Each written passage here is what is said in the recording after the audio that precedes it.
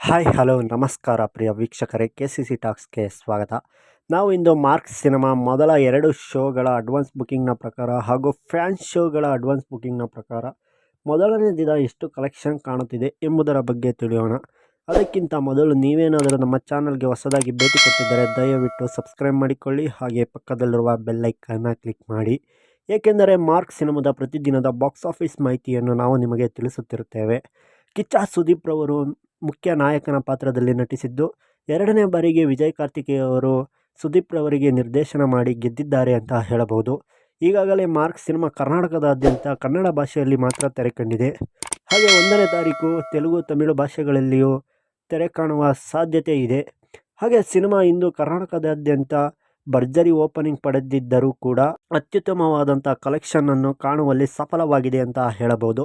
Box ಆಫೀಸ್ನಲ್ಲಿ 2 ಸಿನಿಮಾಗಳು ಒಟ್ಟಿಗೆ ತೆರೆ ಕಂಡರೆ ಕ್ಲಾಶ್ ಆಗುವ ಸಾಧ್ಯತೆ ಇರುತ್ತದೆ. ಆದರೆ ಅಭಿಮಾನಿಗಳು 2 ಸಿನಿಮಾಗಳಿಗೂ ಕೂಡ ಉತ್ತಮವಾದಂಥ ರೆಸ್ಪಾನ್ಸ್ ನೀಡುತ್ತಿದ್ದಾರೆ. ಹಾಗೆ ಈ ಸಿನಿಮಾ ಬರೋಬ್ಬರಿ 3 ಶೋಗಳು, ಅಂದರೆ 2 ಶೋಗಳು, 1 ಶೋ ಫ್ಯಾನ್ಸ್ ಶೋ ಸೇರಿಸಿ ಒಟ್ಟಾರೆಯಾಗಿ ಸಿನಿಮಾ ಕರ್ನಾಟಕದಲ್ಲಿ ಬರೋಬ್ಬರಿ 3 ಶೋಗಳಲ್ಲಿಯೇ ಬರೋಬ್ಬರಿ 6ರಿಂದ 7 ಕೋಟಿಯ ತನಕ ಬಾಕ್ಸ್ ಆಫೀಸ್ ಕಲೆಕ್ಷನ್ ಕಂಡಿದೆ ಎಂದು ಅಂದಾಜು ಮಾಡಲಾಗಿದೆ. ಇನ್ನು ಮೊದಲನೇ ದಿನ ಇನ್ನೂ 2 ಶೋಗಳು ಇನ್ನೂ ಇರುವ ಕಾರಣದಿಂದ ಈ ಮೊದಲನೇ ದಿನ ಇನ್ನೂ ಎಷ್ಟು ಬಾಕ್ಸ್ ಆಫೀಸ್ ಕಲೆಕ್ಷನ್ ಕಾಣಬಹುದು ಎಂದು ಕಾದು ನೋಡಬೇಕು. ಹಾಗೆ ಸಿನಿಮಾ ಅತ್ಯದ್ಭುತವಾಗಿ ಮೂಡಿ ಬಂದಿರುವ ಕಾರಣದಿಂದ ಎಲ್ಲರೂ ಹೋಗಿ ಚಿತ್ರಮಂದಿರದಲ್ಲಿಯೇ ಸಿನಿಮಾವನ್ನು ನೋಡಿ.